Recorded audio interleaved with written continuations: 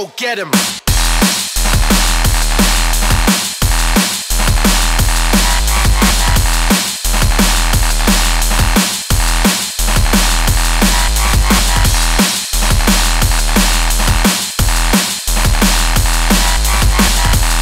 Tonn Piper. How you doing, man? You right? Yeah, sir. You good? Yeah, man. Good to have you here now, man. Tell us a bit about what's been going on with you, man, since we last spoke. Since we last spoke, where are we now? Yeah, gosh, we just come back from Croatia. We did Outlook. How was that there? Oh, it was great, man. Manchester was well represented out there. Great fun. I've had a good summer. I've been doing a lot of festivals around Europe with Tech One and stuff, been in the studio, like with Daywalkers. Yeah, that's probably been my busiest summer, albeit. We're going to reach out, we're going to touch on every last bit of what you just mentioned there, but let's just take it back to the people that don't really know where Tonn Piper has come from and just seen him like over the last, say, 2-3 years. You know, gosh, I've been MCing since, I can't, you know.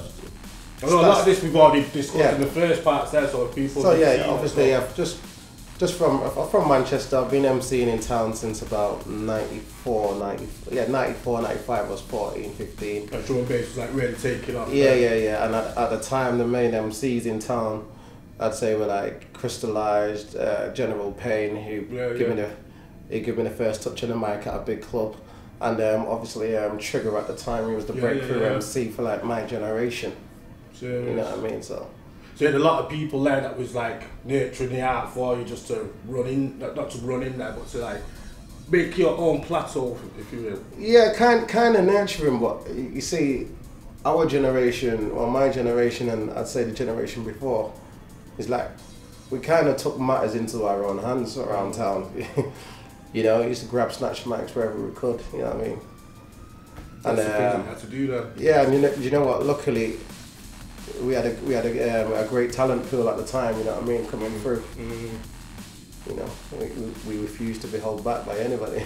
So tell us a bit about like when you was actually reaching the scene there and you thought to yourself, right, I'm actually here now, and where you thought to yourself, you know what, I could actually bring something, not just be part of the scene, but actually be something about part of the scene. Well, not necessarily bring stuff to the scene. The locals, we kind of have grown up together from early teens, maybe not together, some of us, like we all merged when we was like 18, 19, but me and like, let's say Goldfinger for instance, from Virus Syndicate, and my brother, like Karmic Evolution, we were MCing together from the age of, let's say 93? Right. 93, 94. We're all at schools down the road from each other, us and Goldfinger. We used to do house parties, DJ Pale, my DJ at the time was Casa. So like, you know, we had, I used to play basketball with Jenna G, like she was in the ladies team from like 92, 93. So we go back years, a lot of us, like with Strategy from Broken English. I'd say like 98 was around the time we met him. Or we started doing gigs together. I was doing the whole Viagra Fool Spellbound thing as well with Tiger, Diamond Head, Shadrach, Mike Duval at the time. These Sapo, obviously Mark XDC opened many doors for me. Let's go get him.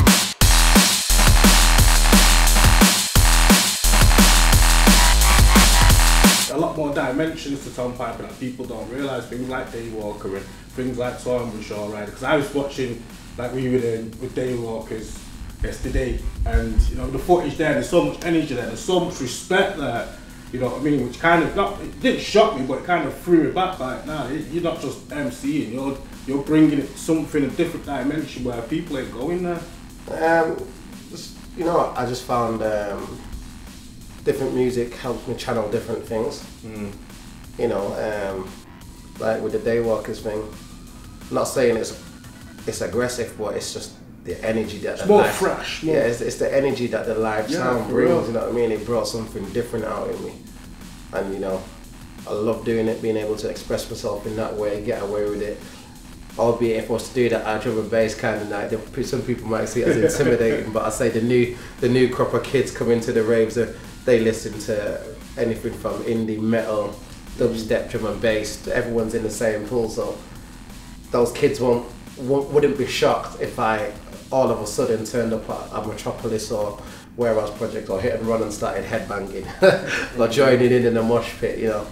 I mean, that's what you're definitely trying to drive there, because, you know, realising, like, over the period of time that I've known you and the period of time that I've been researching into you, there's loads of different facets within Tonn Piper's game, and you don't necessarily reach out and say, look, this is what I'm doing, or blam, this is what's going on. Nah, do you know what, like, I made a conscious decision years ago to take the blinkers off, and but some people would see it as selling out or whatever, or, you know, I weren't having none of it, you know, because, you know, you start following those things and you get the blinkers off and you stay focused on one scene or one thing, and you have to prove yourself to such and such a hierarchy and stuff.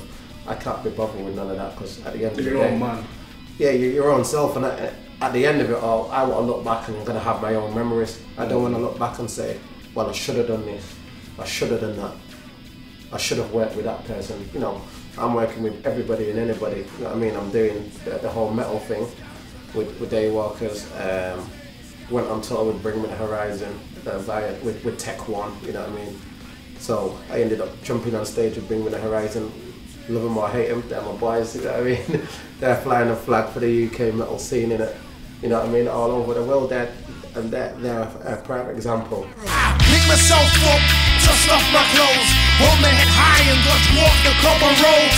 Same old flex, different episode, rising from my city's gutters, I suppose. Let's talk a bit about Sean Ryder, you're touring there, and like I just mentioned there that you're in his book as well. Tell us a bit about how did that come about?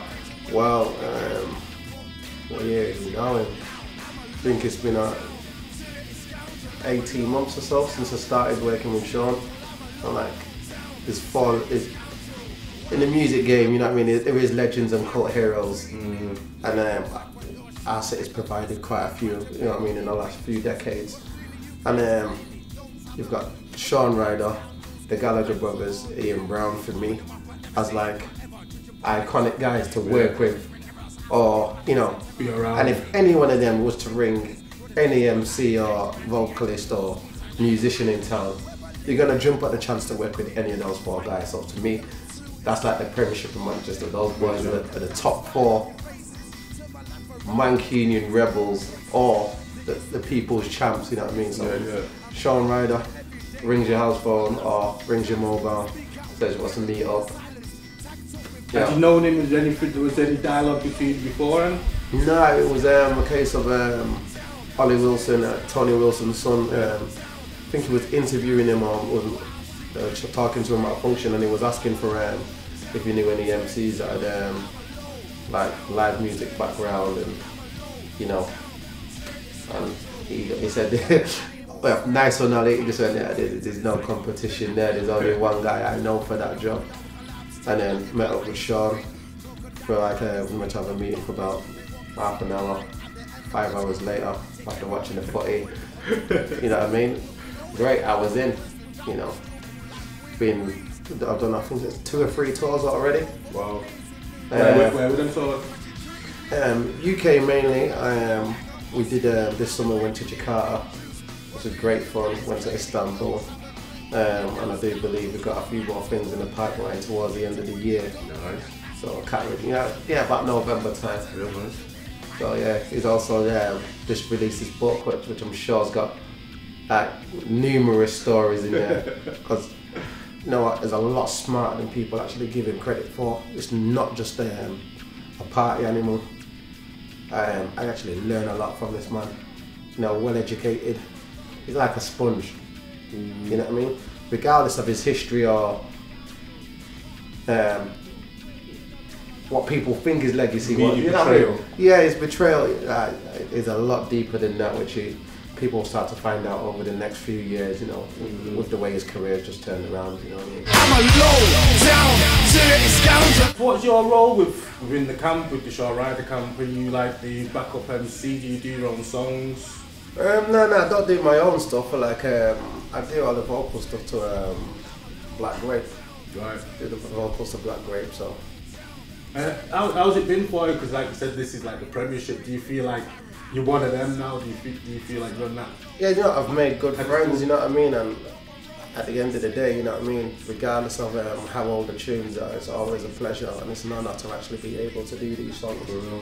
You know, and then hopefully in the pipeline, which fingers crossed, you know what I mean? You never know, anything could happen. Might be able to do some more Black Grape. It might never happen, but you know, I'm here. I'm on the stage, I'm doing it, you know what I mean? And you know, Sean Ryder, you know, Sean Ryder, Tonn Piper, it's got a great ring to it. Man. I have to give Julie a shout as well, Julie Gordon. You know, she's a vocalist when she took over from Weatherill. So yeah, you know, the team's good, man, at the moment. It's quite strong. So let's bring it right back to current day with Tonn Piper now. I know you're still touring heavy there, and you know what I mean. How are things there? You know, you're still very much active. You're in the scene.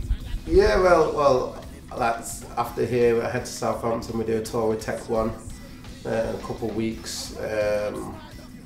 Also, it's Freshers Week, so I'm actually doing double and triple gigs, you know, triple shows. It's easier said than done, you know what I mean? For real. But you know, when you're doing like live tours, like the gigs are from 7 till 11, and it's a joint headline thing. So I think we'll be off stage for like 9:15. Enables me to 2 hours to get from A to B, you know what I mean? I will make a 2.5 hour journey in like 2 hours, you know what I mean? Yeah, the safe side. But yeah, double and triple up the gigs. So I'll be in a venue near you at some stage over the next couple of weeks. If vampires moving, broken dagger at the speed of darkness, they walk and seek the light at the end of the tunnel. Are you still writing new material? Are you like? Yeah, but at the moment, concentrating a lot on Daywalkers because obviously the events of the past couple of years of my life have just been a whirlwind. So it's come full circle. There's tours being thrown at me left, right, and centre, from the whole Sean Ryder thing to Tech One, Daywalkers itself. Also myself as an MC, you know what I mean? I'm very active at the moment. So, you know, with Daywalkers, we're writing the album at the moment. It wouldn't take long overdue. Like my old drummer left, he moved to America, so now we're in the studio. Say we've got 5 or 6 new tracks there, which we already have enough for an album, but I'd say we're going to come out with another 4 by Christmas. Right. Yeah, we're looking to release an album for February, but maybe March, April is more realistic. And then yeah, we'll go from there. 'Cause I'm in the right field at the moment. It's my time. I've got to ride the wave, man. It feels like you're in the zone as well. You're very, you know, where you know exactly what you want from each part. Our generation again in Manchester, it's time that you either roll or get rolled on, man. And everybody's on top form at the moment, you know. Because obviously you got everything going on in London, Birmingham got their thing, Bristol got their thing. We are Manchester. You know, there's so many guys in Manchester doing not necessarily drum and bass or in the genre that I'm in, you know, because on the other side of drum and bass, you've got like obviously from like Mark XDC to Marcus Intellects to Sapo, then you've got all the jump up lot with the props and rounding coming through, you know what I mean? On the hip hop scene with Broken English, you got like the guys who put on the Juicy Night. And there's so many nights that my brother Comic Evolution, he's doing the hip hop stuff. And sorry if I don't mention everybody, it's just, you know, there's so many guys on it at the moment. I think with Manchester as well, I'm glad you touched on that really, especially with Manchester now being, it seems like there's a lot more of a buzz, there's a lot more energy, and it seems to be a lot more of a family type unit, you know. Back in the day, the energy was kind of dispersed amongst different people. Now everyone seems to be joining together regardless of where the genres lie or where the talent's lie. Yeah, because you know what, yeah, right, the politics always just come into it somewhere down the line, right? I'm not gonna lie, you know what I mean? I used to like have people in my ear, but you know what, that's when I took the blinkers off and started doing stuff in different genres. And it doesn't matter what some idiot at the top of the hierarchy thinks. You know, just do what you gotta do, you know. hook up with everybody and any kind of musician, you know, and let's just get it on. Anyway. Do your thing, you know what I mean, and progress. Because at the end of the day, you look at let's say you're talking in football terms, football has a set career, you know what I mean, 10 years. So it's left, it's 7 year average, isn't it? 8 year. Some of us have been in the game for like 15 years and still at it, you know. So if you make the right choices and do the right thing, in fact do the right thing for yourself, you'll be all right. You know. Look, one thing that you definitely got there is the longevity. There's no other word about that. That your career, as you know, as many people have wrote, it's legendary.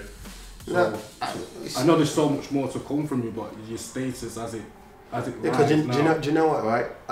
Growing up, right, I never classed myself as the best MC in town or anything like that. I'm a people's person, and you know what I mean. I just, you know, I move with the times. Like, for instance, like the jungle scene evolved into drum and bass.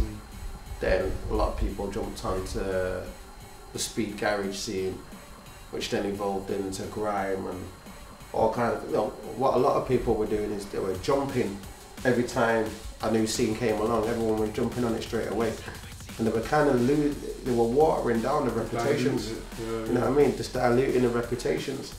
You know, I'm a junglist first and foremost. Like jungle, drum and bass, is my thing. Well, I like grimy sounds, you know what I mean? I also like melodic stuff, so with the band, I was fusing that, you know what I mean? I was getting the energy of the grimy stuff. Along comes dubstep as well. At first I was skeptical again of loads of people just jumping ship. You know what I mean? The dubstep had its own movement, and then loads of people were jumping ship and then trying to carry the same reputations in that. But you have to start again at square one. Yeah. You know what I'm saying? It's got to rebuild itself. It's got to rebuild itself, but, you know. I think that's the best thing about with dubstep as well. I've interviewed many producers, especially about dubstep, and seeing being dubstep, it's such a new genre, and because it came off the back end of what was going on with garage, it had that kind of bad name for itself because of the crowd. I wouldn't say that though. Like you had the grime, and then even with the grime, it's a great outlet. It had it was stereotyped, true. It was stereotyped, and like the dubstep thing was going on long before that. You know what I mean? Before it became commercial. You know what I'm saying? And like the sounds now, you can't really even class it as dub. Because the dub sound has gone from it. You know what I'm saying? So that's what I'm saying. The whole dubstep thing was around years before. You know what I mean?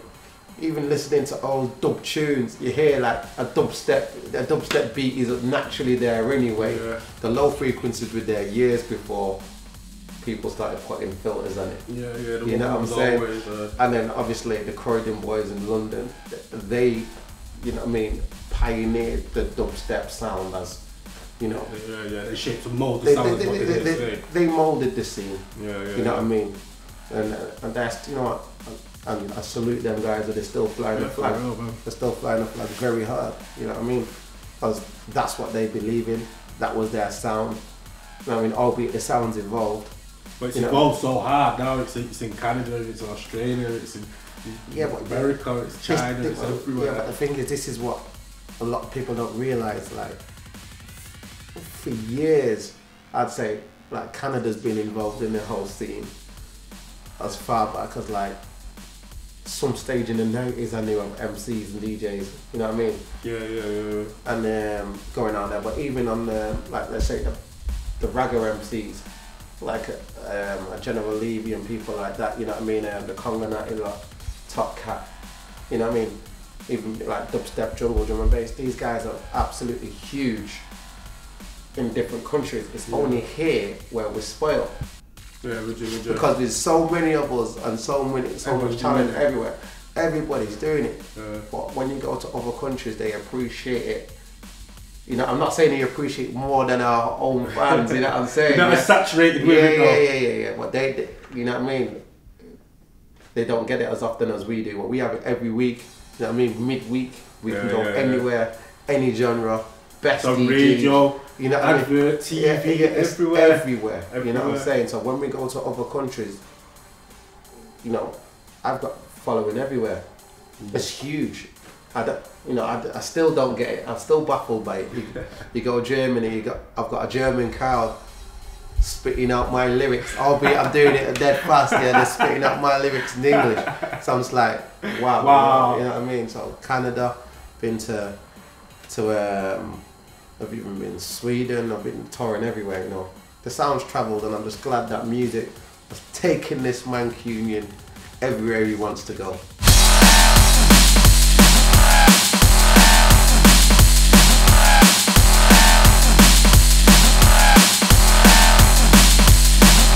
Like one tune that I've been buzzing off, I was playing it. I had to play it a few times to catch a few things in it. Was Let Me At Him. It kind of like, it started like almost like a dub, like a proper dub, but with the guitar riff. Yeah. And then when it kicks back, when it all kicks in, it all fits there, and you start spitting there. Tell us what that was about, man. Tell us the story. Well, the story is actually in the lyrics. Like, it's about an old friend or. Yeah, it's an old mate who like stabbed me in the back, you know what I mean, or back in the day.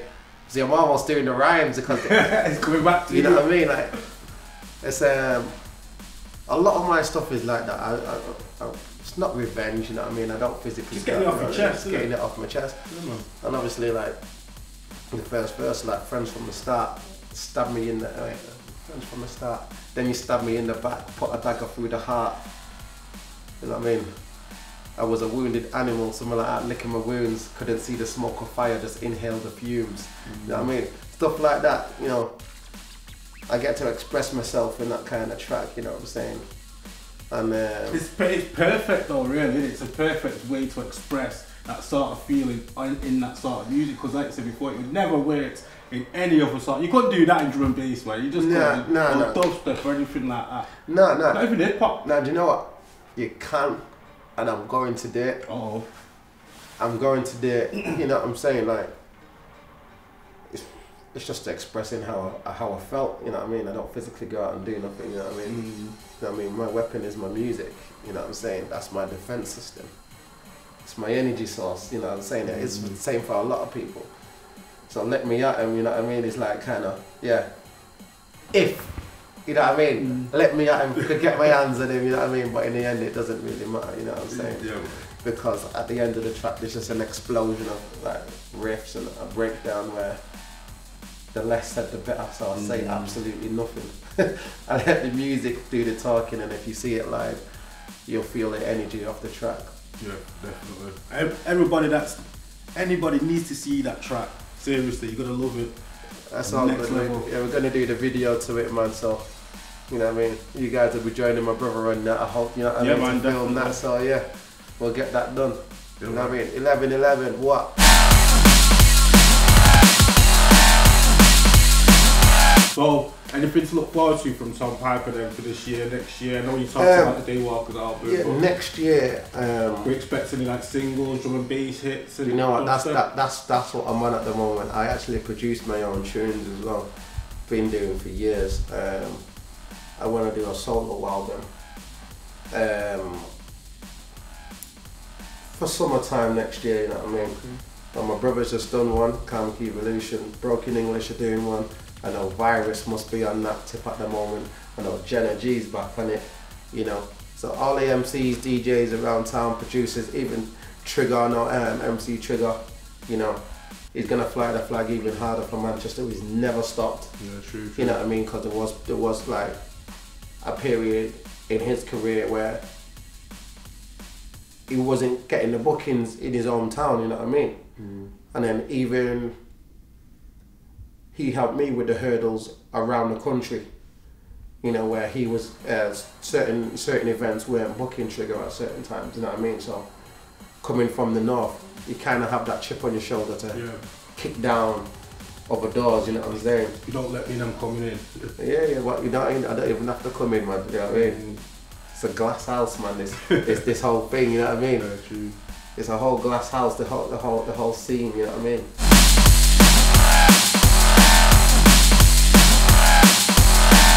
So when would you expect these 12 to be dropping? When you could drop any singles or EPs? You know, it's all up the sleeve, man. Yeah, like I say, with Daywalkers, like February, March, my solo stuff I'm working on now, as you can see, some top secret stuff here, got to get that in there. Top secret stuff. On my next interview, I'll let you know what that's about, and that's nothing to do with me MCing.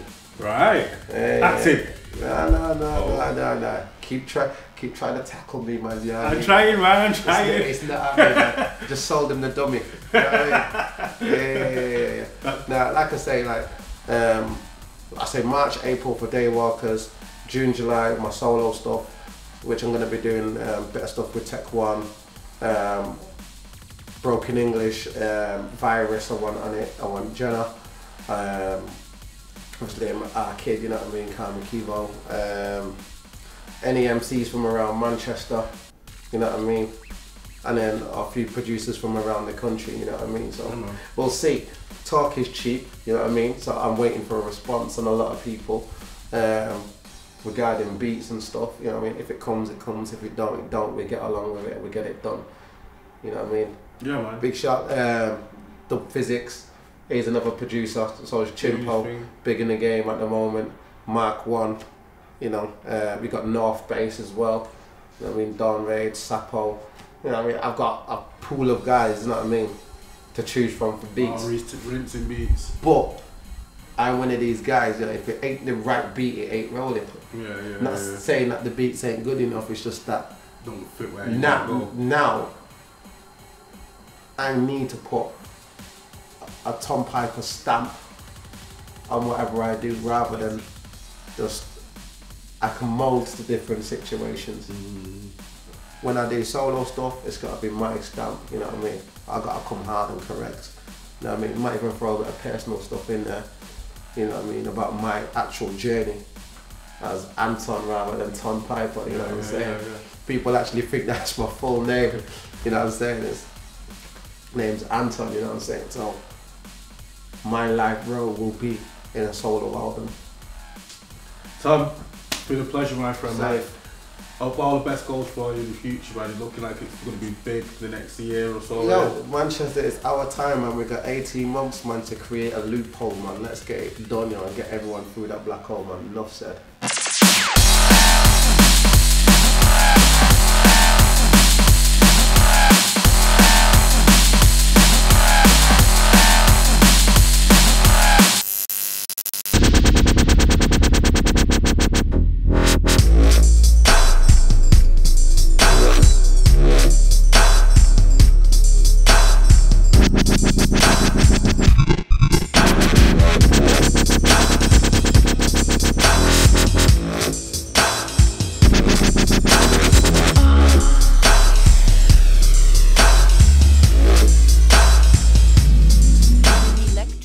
Electro TV.